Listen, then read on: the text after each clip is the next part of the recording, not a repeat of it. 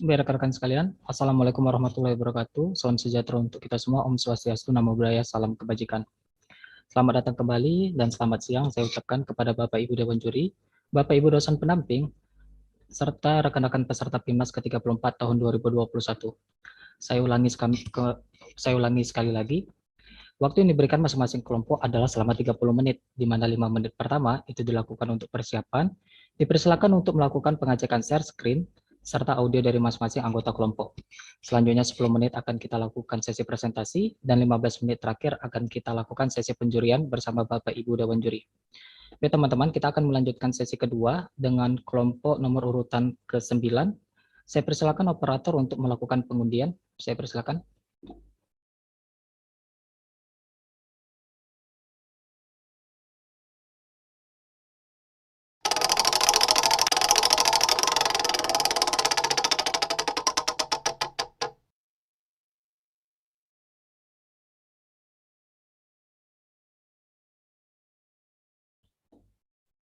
Untuk kelompok nomor urutan 9 adalah kelompok dengan nomor punggung 06 yang diketuai oleh dia.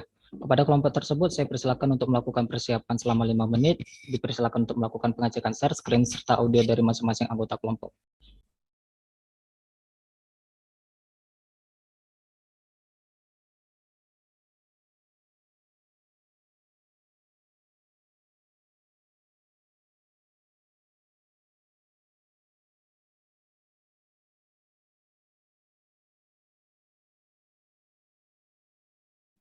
Baik, terima kasih.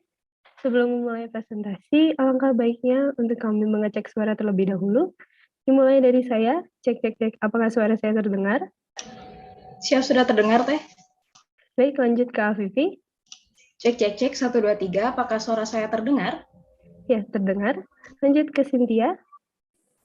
Cek, 1, 2, 3, apakah suara saya terdengar? Siap, terdengar. Lanjut ke Siti Awalia. Cek, apakah suara saya terdengar? Ya, terdengar. Izinkan saya untuk share screen. Apakah PPT-nya sudah terlihat? Yap, sudah terlihat.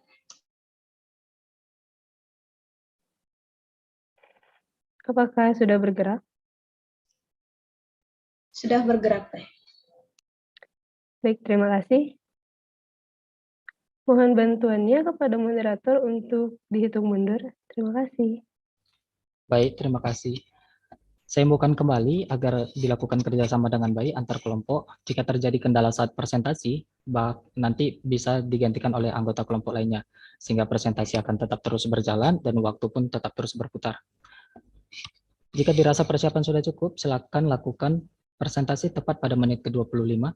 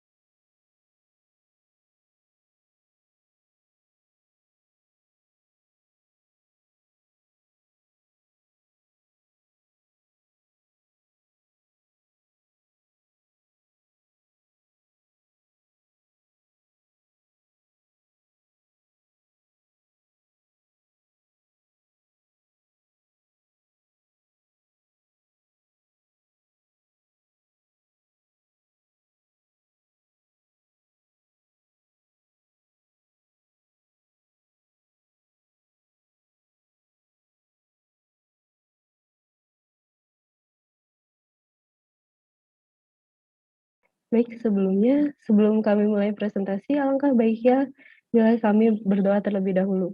Berdoa dimulai.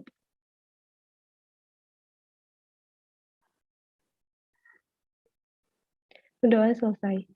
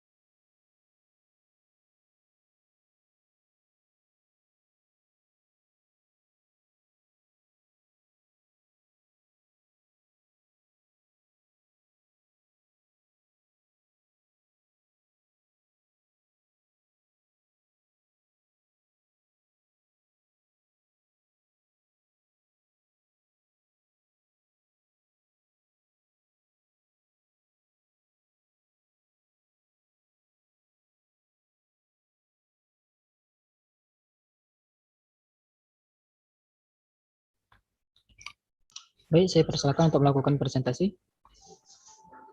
Hadirin yang kami hormati, sebuah ide bisa muncul dari mana saja dan kapan saja.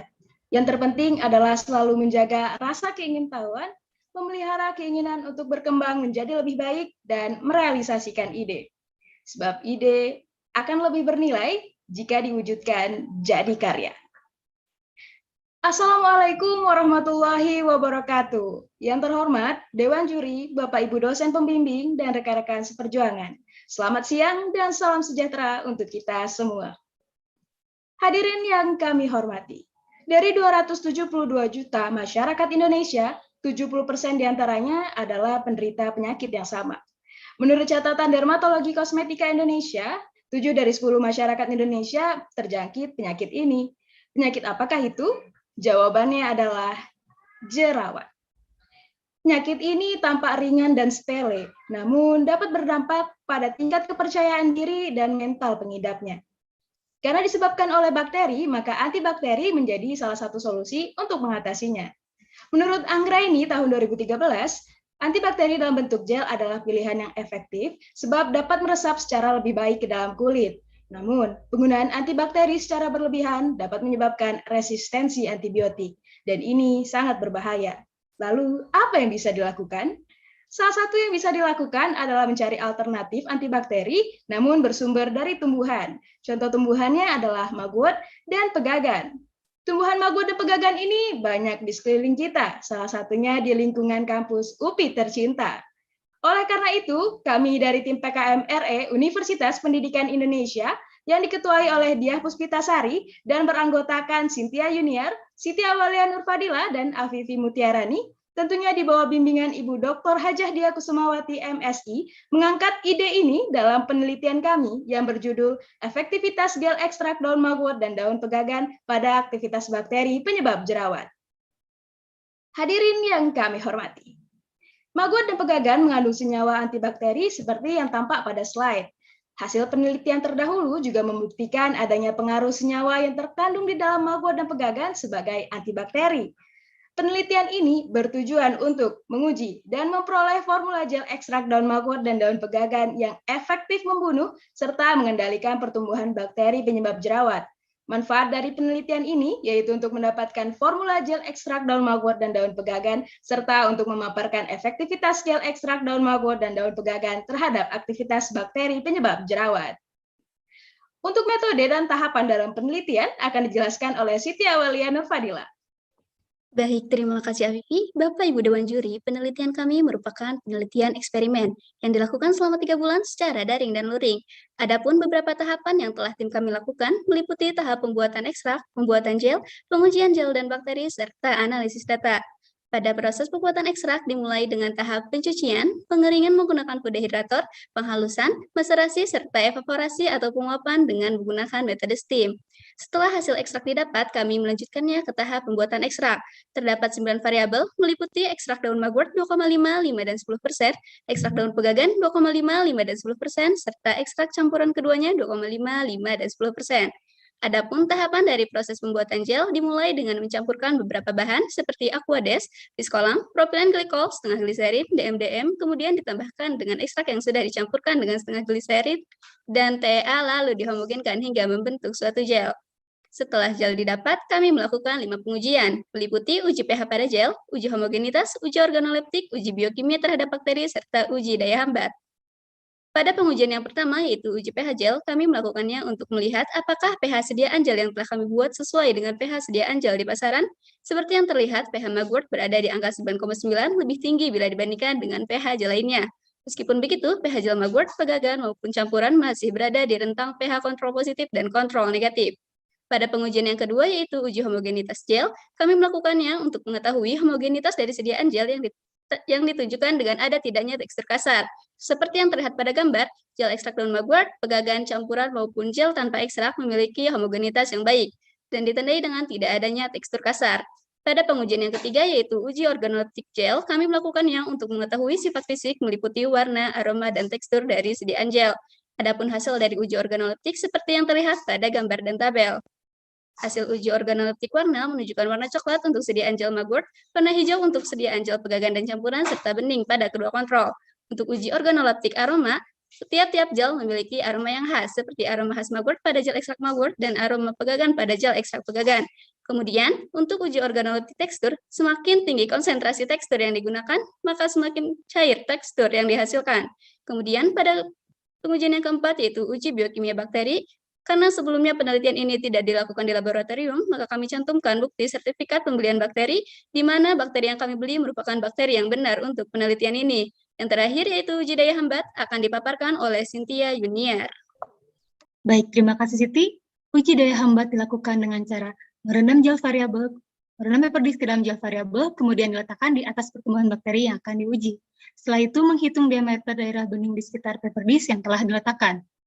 Untuk hasil diameter kurang dari 14 mm, menunjukkan resisten. Untuk hasil diameter 15 hingga 18 mm menunjukkan intermediate, dan untuk hasil diameter lebih dari 19 mm menunjukkan susceptible. Karena keterbatasan PPKM, kami melakukan pengujian sebanyak 2 kali, yaitu yang pertama di rumah dan juga yang kedua di laboratorium. Untuk pengujian yang dilakukan di rumah menunjukkan bahwa gel ekstrak mugwort 2,5 dan 5% intermediate dengan arti memiliki potensi dalam menghambat pertumbuhan bakteri. Dan untuk variabel gel lainnya menunjukkan resisten dengan arti variabel tidak efektif dalam menghambat pertumbuhan bakteri. Setelah PPKM dilonggarkan, kami melakukan pengujian ulang di laboratorium mikrobiologi FMI PAUPI dan hasil yang didapatkan cukup berbeda dari hasil sebelumnya. Dapat dilihat pada layar, pengujian terhadap bakteri Propionibacterium acnes menunjukkan bahwa gel ekstrak mugwort 2,5 dan 5% susceptible dengan arti mampu dalam menghambat pertumbuhan bakteri. Sedangkan gel mugwort 10%, gel ekstrak pegagan, dan gel ekstrak campuran memiliki potensi dalam menghambat pertumbuhan bakteri Propionibacterium acnes. Selanjutnya, uji daya hambat terhadap bakteri Staphylococcus epidermidis menunjukkan bahwa gel ekstrak mugwort 2,5, 10%, serta gel ekstrak pegagan 10% memiliki potensi dalam menghambat pertumbuhan bakteri Staphylococcus epidermidis.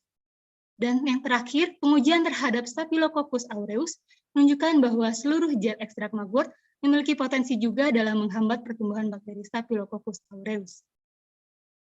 Dapat ditarik kesimpulan bahwa gel ekstrak mugwort 2,5 dan 5% bersifat susceptible, yang artinya mampu dalam menghambat pertumbuhan bakteri Propionibacterium acnes, sedangkan gel ekstrak pegagan dan juga gel ekstrak campuran yang memiliki potensi dalam menghambat pertumbuhan bakteri penyebab jerawat. Hasil capaian penelitian kami telah mencapai 100%, begitu juga dengan target luarannya meliputi sertifikat HKI formula gel anti jerawat, artikel ilmiah yang telah diterima pada jurnal AJSE dan juga diupload pada Simbol Mawar, serta poster penelitian. Potensi khusus dari penelitian ini adalah gel ekstrak mugwort yang mampu dalam menghambat pertumbuhan bakteri Propionibacterium acnes, formula gel yang dapat dikembangkan sehingga bermanfaat bagi masyarakat. Keberlanjutan dari penelitian ini adalah penelitian ini dapat dikembangkan menjadi PKM kewirausahaan dan dapat diteliti lebih lanjut secara in vivo dan juga dermatologi sehingga dapat dikomersialkan. Dapat dilihat pada gambar, berikut merupakan dokumentasi kegiatan yang telah kami lakukan, meliputi pembimbingan bersama dosen pembimbing, pengeringan dan pembuatan ekstrak, pembuatan sediaan gel, serta pengujian dan pengukuran daya hambat. Terima kasih kepada Kementerian Pendidikan, Kebudayaan, Riset, dan Teknologi yang telah mendanai penelitian kami, Universitas Pendidikan Indonesia, Departemen Pendidikan Biologi UPI, dan dosen pembimbing. Naik delman jalannya pelan, kalau mau cepat naiknya pesawat. Yuk kembangkan gel mugwort pegagan demi masyarakat bebas jerawat. Wassalamualaikum warahmatullahi wabarakatuh. Waalaikumsalam. Baik, masih tersisa waktu sekitar 30 detik. Apakah dirasa sudah cukup? Oke, baik. Kita akan lanjut ke Bapak Ibu Dewan Juri. Saya persilakan Bapak Ibu. Dulu ya. Baik, terima kasih. Saya dulu ini klarifikasi kelompok mengembangkan ini ya, kosmetik nantinya ya ke depan ya, untuk anti jerawat ya. dari bahan alam, ya, begagan dan mugwort. Ya. Sebelumnya saya ingin klarifikasi dulu ya. Ini dua bahan ini sepertinya pernah ya di banyak peneliti anti bakteri gitu ya, dan juga kandungan-kandungan senyawanya. Nah, sampai sejauh ini apa yang paling menarik ya yang terkait dengan antibakterinya itu? Baik, Pak. Untuk antibakterinya itu sendiri yang paling menarik dari mugwort maupun pegagan itu dari flavonoidnya, karena dari flavonoid itu merupakan senyawa antibakteri yang berperan penting dalam menghambat bakteri penyebab jerawat ini. Mungkin lebih spesifiknya, flavonoid itu kan banyak ya, golongan flavonoid itu wah macam-macam sekali. Ada yang memang antibakteri, ada yang tidak, ya, ada yang kuat, ada yang sangat lemah, bahkan tidak sama sekali gitu. Mungkin bisa menyebut secara spesifik. Baik, Pak. Berdasarkan literatur yang kami baca, untuk pegagan sendiri itu dari Asiaticosida, Asiaticosida, Madaicosida, seperti itu. Dan untuk mugwort sendiri lebih ke artemisinin. Ya, baik ya. Tadi ini kan mengekstraksi dulu ya sebelum dibuat formulasi ya. Tadi ekstraksinya pakai apa? Untuk proses ekstraksi yang kami lakukan ini menggunakan alkohol dengan perbandingan 1:10, Bapak. 90% alkohol berarti. Ya, 1:10. 90% Kenapa tidak 10 misalnya gitu, atau 98? Untuk Absolut, alkohol yang kami gunakan itu 70%, Bapak. Tadi 1:10 tadi apa? Tadi untuk proses ekstraksinya menggunakan 1:10 itu dari sampelnya 1 dan 10-nya itu alkohol 70%, Bapak. Biasanya kita berapa gram gitu ya, terus dengan kan itu beda, fase satunya kan kering padat ya, satunya cair ya. Itu berapa tuh kalau apa ukurannya? Jadi misalnya biasanya nimbang 300 gram misalnya gitu, diekstraksi dengan alkohol berapa mili, berapa kali gitu. Untuk prosedur maserasinya ini menggunakan 10 gram dari sampel, lalu dicampurkan dengan 10 mili alkoholnya, Bapak. Lalu kami lakukan maserasi dengan pendiaman selama 16 jam. Enggak dikocok-kocok gitu? Tidak, Bapak, kami diamkan. Kenapa enggak dikocok? Kalau bahannya sendiri itu prosesnya gimana? Jadi tidak dijelaskan soalnya. Untuk bahannya sendiri itu melewati proses pengeringan dan juga penghalusan, Pak. Setelah itu pembuatan ekstrak dengan metode maserasi yang telah disebutkan sebelumnya. Ya, setelah itu diuapkan atau di steam, Pak. Jadi cuma 10 ml ya, sedikit sekali ya? Mohon maaf, Pak, tadi seharusnya 100 ml, Pak. Oh, 100 ml. Ya, 10 10 gram dengan 100 ml alkohol. Ya. Terus sama tuh ya, pegagan sama yang mugwort itu sama ya? Ya, sama, Bapak. Nah, tadi kemudian kan diuji ya, antibakteri ya. Tadi kontrol positifnya apa ya? Untuk kontrol positifnya kami menggunakan antibiotik lindamisin, Pak. Jadi datanya kok saya tadi nggak melihat dengan jelas ya datanya. Hasil pengujiannya itu loh. Itu kan tadi masing-masing diuji ya, masing-masing ekstrak dan juga formulanya gitu. Jadi ekstraknya diuji nggak ekstraknya? Jadi langsung formula gitu ya? Ekstraknya juga kami uji, Pak, pada penelitian yang dilakukan di laboratorium. Iya, tadi saya nggak melihat hasil datanya ya tadi ya. Itu datanya cuman yang ya tabel itu ya. Mohon untuk menampilkannya, Pak, mungkin biar lebih jelas. Nah, di sini kami melakukan juga ekstraknya. Mungkin ya, kalau data gini, kalau penampilannya itu dalam bentuk grafik, itu lebih enak dilihat ya mungkin ya. Baik, Pak. Terima kasih atas sarannya. Nah. Oh, ini ada clindamycin ya. Kalau yang ini apa namanya, yang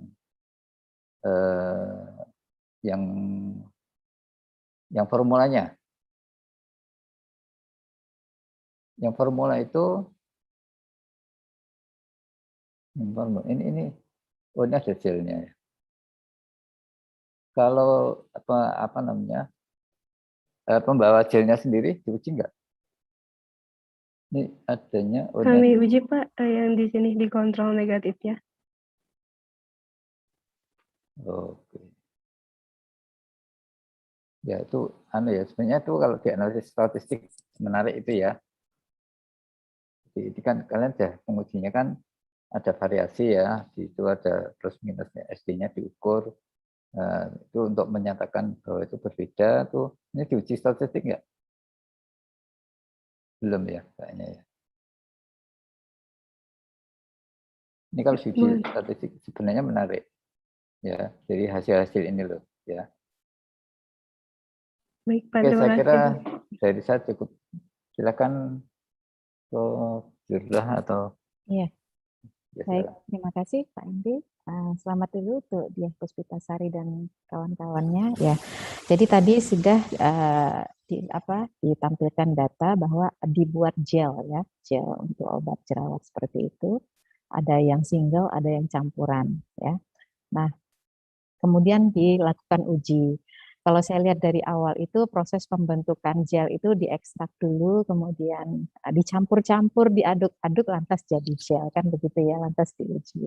Nah, kemudian proses pengujian itu dibandingkan terhadap kontrol positif dan kontrol negatif. Apakah memang kontrol positif dan kontrol negatif yang digunakan ini memang standarnya, standar pengujian untuk produk antibakteri tadi? Seperti itu. Sehingga pembandingnya itu. Baik, terima kasih Bu. Untuk kontrol positifnya sendiri kami menggunakan clindamycin karena memang berdasarkan penelitian sebelumnya untuk kontrol positif atau biasanya antibiotik yang digunakan untuk pembanding senyawa antibakteri itu menggunakan clindamycin.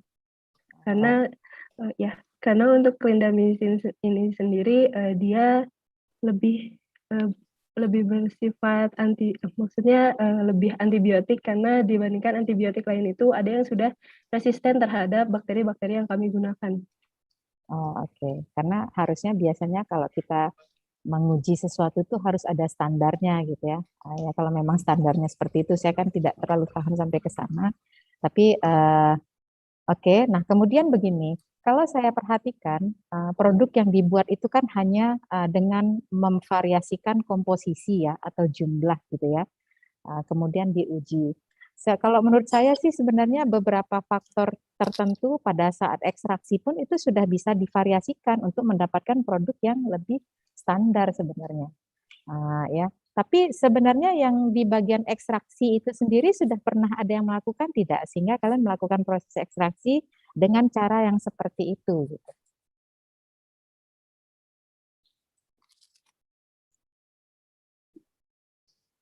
Ya Bu, untuk proses ekstraksinya sendiri juga kami berdasarkan penelitian sebelumnya, di mana dari penelitian Budi dan Rahmawati tahun 2019 itu menguji ekstrak serta gel. Oh, gitu. Tapi memang untuk daun pegagan, ya? Iya, atau benar. untuk daun yang lain? Untuk daun pegagan. Oke. Nah artinya kan begini. Artinya proses ekstraksi itu sendiri sudah udah fix ya, memang harus dilakukan seperti itu supaya mungkin produk ekstraknya memang sudah paling baik didapatkan gitu ya, sehingga nanti setelah itu baru proses komposisi gelnya yang kemudian dilakukan variasi. Nah kalau saya lihat tadi itu kan ada 3 variabel, artinya ya ada 3 komponen besar, ada pegagan, ada daun apa tadi satu lagi, kemudian ada campuran. Tetapi ketiga ini lantas divariasikan kembali. Nah ini memang sebaiknya memang diuji statistik gitu, sehingga nanti kelihatan mana yang paling memberikan nilai lebih bagus gitu untuk uji-uji tersebut gitu ya. Walaupun ujinya saya lihat masih banyak yang kualitatif, tidak kuantitatif gitu ya. Nah, itu memang belum dilakukan ya, apalagi ada kontrol positif, ada kontrol negatif gitu. Belum ya, belum dilakukan ya. Iya Bu, betul belum kami lakukan. Mungkin untuk berlanjutan penelitian kami dapat dilakukan uji secara kuantitatif menggunakan statistik. Iya. Dan untuk uji itu semuanya, katakanlah uji organoleptik itu juga mungkin nggak semua sampel diuji ya. Katakanlah misalnya untuk pegagan yang 2,5, 5, dan 10 itu semuanya diuji juga. Berarti ada berapa sampel itu yang diuji termasuk kontrol positif dan kontrol negatifnya itu? Harusnya ada 11 sampel ya. Tapi saya melihatnya nggak sampai itu. pH-nya juga cuma. Ini uji pH yang dilakukan terhadap ekstrak atau terhadap gelnya saja? Gel ya, kayaknya gel ya. Terhadap gelnya, Bu. Tapi yang ekstraknya nggak ada ya. Oke. Ya. Ya, saya kira memang perlu ada penelitian lanjutan lah untuk membuktikan bahwa memang pegagan dan daun mugor tadi itu memang efektif digunakan sebagai antibakteri gitu ya. Oke, saya kira begitu dari saya. Silakan Pak Marwan. Baik, terima kasih Profesor. Selamat ya kepada dia Puspitasari dan tim yang telah sampai ke PIMNAS ini. Suatu prestasi yang sangat baik ya. Kalian kan membuat gel antibakteri ya yang dipakai untuk mengatasi jerawat. Ini menjadi problematika kaum wanita lah ya. Kalau laki-laki nggak terlalu pada jerawatnya ya, kalau dulu ya. Nah di sini kan kalian menggunakan mugwort ya sama daun pegagan, lalu ada yang dicampur ya, konsentrasinya juga divariasi, ada 2,5, 5, dan 10. Nah tadi ditemukan yang paling bagus berapa? 2,5 sama 5 ya? Iya betul Pak, 2,5 dan 5%. 2,5% sama 5%. Nah, kalau dinaikkan menjadi 10%, kira-kira kenapa yang menjadi tidak efektif? Baik, terima kasih Pak. Menurut data dari penelitian kami, untuk yang 10% ini kemungkinan karena senyawa dari ekstrak itu kan juga bertambah konsentrasinya, sehingga bisa saja ada senyawa dari daun mugwort ataupun daun pegagan ini yang lebih aktif dibandingkan senyawa antibakteri jika konsentrasinya dinaikkan. Ya, Jadi kemudian kalau saya lihat, ya silakan. Jadi kemungkinan ini adanya bila konsentrasinya dinaikkan, kemungkinan ada senyawa pengganggu yang dapat menghambat zat yang memiliki aktivitas antibakteri sehingga menghambat untuk pertumbuhan bakteri itu sendiri, Pak. Oke, kemudian itu berlaku untuk mugwort dan pegagan ya. Kemudian kalau dicampur juga demikian halnya. Kan ini ada yang campuran juga ya, 2,5%, 5% sama 10. Artinya itu kan campuran mugwort sama pegagan ya.